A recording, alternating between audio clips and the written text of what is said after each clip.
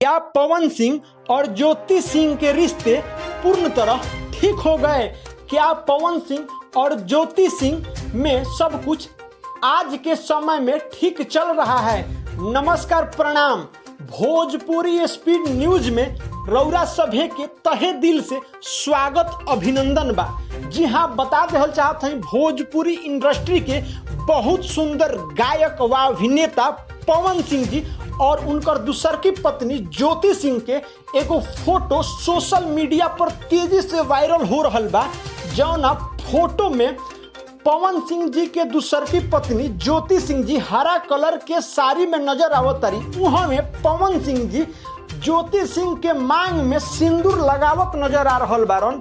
जब ये फोटो तेजी से सोशल मीडिया पर वायरल होता, यही बीच पवन सिंह और ज्योति सिंह के चाहे वाला फैन लोग एगो काफी ज्यादा कमेंट कर रहा बा लोग कि का पवन सिंह और ज्योति सिंह के बीच के रिश्ता सब कुछ ठीक हो गई, पहले के तरह सामान्य हो गई। जी हाँ, हम खबर विस्तार से बताई। ओकरा से पहले रउरा लोग से एगो छोटा सा आग्रह करतानी कि रउरा लोग अगर अभी तक भोजपुरी स्पीड न्यूज के यूट्यूब चैनल के सब्सक्राइब नहीं कैले तो फटाफट सब्सक्राइब करी, बगल में बेल आइकन यानी घंटी के निशान भी दबा दी। अगर ई न्यूज रउरा फेसबुक पेज पर देखतानी तो फटाफट फेसबुक पेज के फॉलो कर दी। जी हाँ, अब हम देर ना करते हुए रउरा सभे के खबर के तरफ लेके चलतनी। बता देहल चाहत हई कि भोजपुरी इंडस्ट्री के बहुत सुंदर गायक व अभिनेता पवन सिंह जी के और पवन सिंह जी के पत्नी के एगो सोशल मीडिया पर फोटो वायरल हो रहल बा। जौना में पवन सिंह जी के पत्नी ज्योति सिंह जी हरा कलर के साड़ी में नजर आवतरी। वहाँ में पवन सिंह जी अपना पत्नी ज्योति सिंह जी के मांग में सिंदूर लगावत नजर आ रहल बारन। जब ये फोटो काफी तेजी से सोशल मीडिया पर वायरल होके लागल हो तब पवन सिंह जी और ज्योति सिंह जी के चाहे वाला फैन लोग काफी कुछ क्वेश्चन करता लोगिन।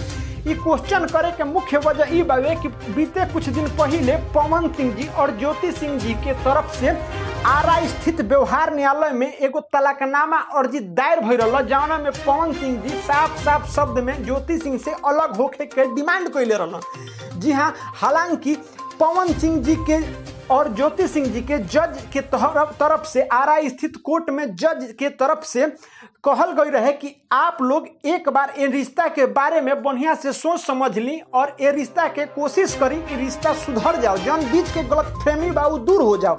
जी हाँ, यही बीच में ये फोटो तेजी से वायरल हो रहा बा। लेकिन रउरा सभे के बहुत बड़ा खबर हम बता देहल चाहत हई कि ई जौन फोटो बाबे तौन ए साल ना बल्कि पिछला साल सावन के हो। जी हाँ, भोजपुरिया जहान ये खबर बहुत बड़ा निकल के आ रहा बा कि जौन फोटो वायरल हो रहा बा जौन 2022 ना बल्कि 2021 सावन के फोटो है। जी हाँ, तो रउरा सभे के बता देहल चाहते हैं। हालांकि अभी ज्योति सिंह जी काफी मौज मस्ती कर रहल बाड़ी, जौन अब ही दार्जिलिंग में बाड़ी। जी हाँ, रउरा सभे के बता देहल चाहते हैं कि ज्योति सिंह अभी दार्जिलिंग में बाड़ी और ऐसा अभी कोनो प्रकार के रिश्ता सुधारे वाला कोनो खबर निकल के नहीं आवत। जैसन भी खबर आई तो हम रउरा लोगिन के बीच लेके आए और बताएम रउरा लोगिन के। लेकिन अब ही ऐसा कोनो खबर निकल के नहीं आवत। जी हाँ, ऐसा ताजा तरीन खबर न्यूज जाने सुने खातिर रउरा लोगिन भोजपुरी स्पीड न्यूज के परिवार पर अपन आशीर्वाद प्यार बनाई और साथे साथे लाइक कर दी, ढेर सारा